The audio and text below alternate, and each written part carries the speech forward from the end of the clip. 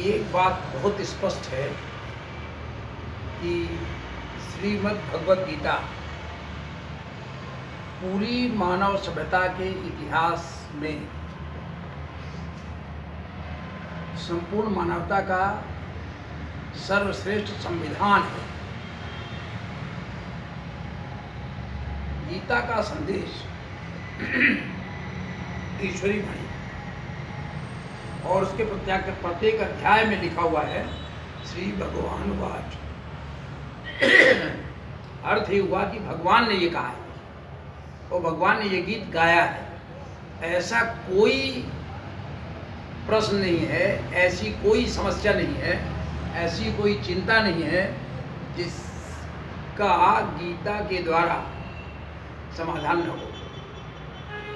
विश्व में जितने महान व्यक्ति हुए हैं, महानतम व्यक्तित्व, वो जगत गुरु शंकराचार्य से लेकर के स्वामी विवेकानंद से लेकर के समस्त शंकराचार्यों से लेकर के अल्बर्ट आइंस्टाइन जैसे महान विद्वानों से लेकर के एपीजे अब्दुल कलाम तक और विवेकानंद से लेकर के महात्मा गांधी तक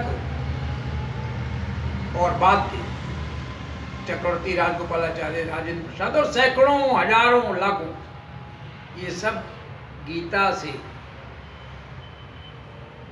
अपना पथ प्रदर्शन प्राप्त करते थे, गीता से मार्गदर्शन प्राप्त करते थे और जीवन जीने की कला सीखी। इसलिए श्रीमद् भगवद गीता लाइफ मैनेजमेंट, जीवन प्रबंधन का, मानव सभ्यता का श्रेष्ठतम ग्रंथ है।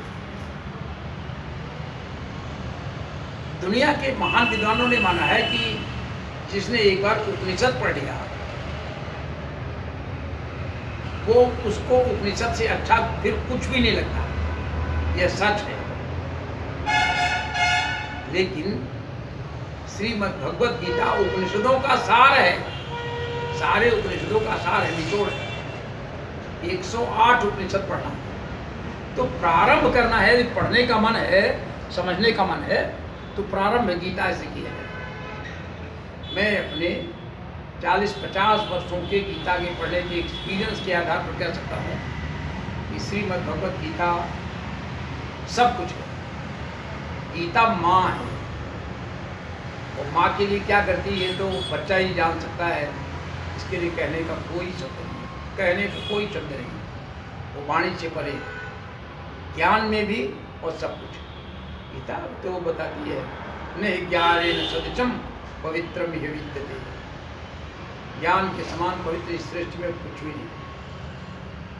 ये तो ब्रह्म विद्या है, ब्रह्म को प्राप्त करने का साधन है। तो ब्रह्म को जो समझ जाएगा वो ब्रह्मांड को तो समझ ही लेगा। इसलिए प्रत्येक विद्यार्थी को गीता अनिवार्य रूप से पढ़ते रहना चाहिए और इसका चिंतन करना चाहिए, अर्थ का चिंतन करना चाहिए। 10 मिनट, 15 मिनट, 20 मिनट।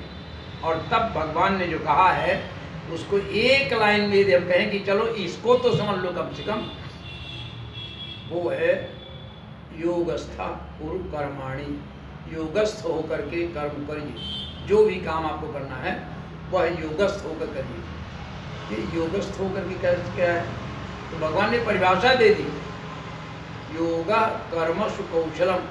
कर्म करने की जो कुशलता है वही तो योग है।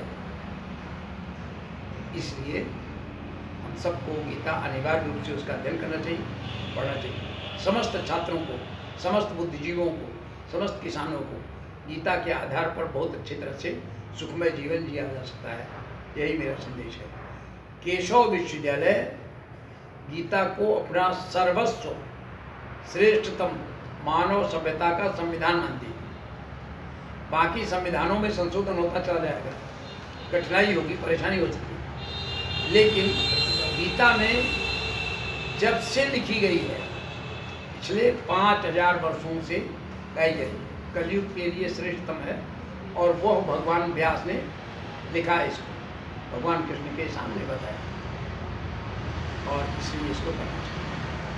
हाँ, सबने सुना। नमस्कार, धन्यवाद। केशव विश्वविद्यालय में जरूर आइए, देखिए और मार्गदर्शन दीजिए। धन्यवाद।